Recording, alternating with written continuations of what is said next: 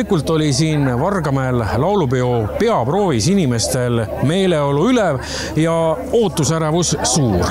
Kuid mis on see, mis alati meelitab kohale tuhandeid ja tuhandeid inimesi? See on nii pikalt juurdunud komme või traditsioon laulda ühiselt.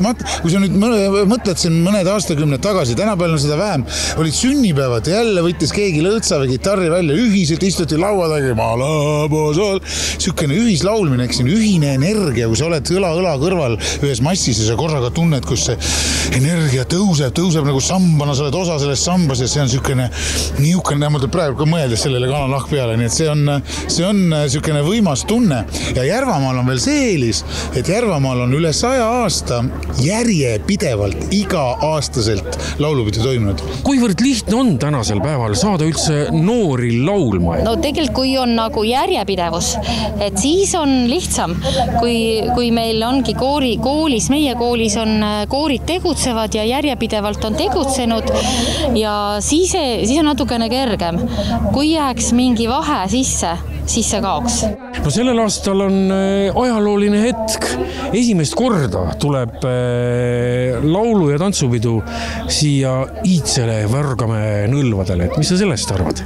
Jaa, olen kuulnud mitmeid arvamusi nii poolt kui vastu, aga mina olen kahe käega poolt, et täitsa mõnus looduse keskel olemine.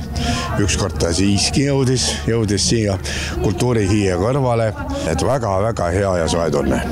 Mitmes laulupidu teil osaleda on? Oi, ma arvan, et minul on 12. eluaastast alates vist. Siis on päris mitu aastat. Las need numbrid jäävad. Aga mis on see, mis alati kohale kutsub ja alati paneb nii-öelda südame kiiremini võib-olla ka põksuma? Seltskond. Ega koos käiakse reeglina seltskonna pärast, et sa pead koos midagi tegema ja see nii-öelda kamba vaim, mis kõik ühendab, et see on see põhjus, miks tullakse kokku, tehakse proovi ja käiakse siis pidudel.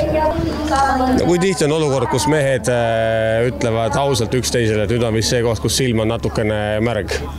Et ma arvan, et see on kõige nii-öelda märgilisem asi, mis meie rühmas vähemalt, kui ma olen peale enne pidu arutanud, et miks, siis see on selline nagu võib-olla märgiline hetk sellest, mis näitab, kuivõrd sügavale südamesse mõni asi tegelikult jõuab.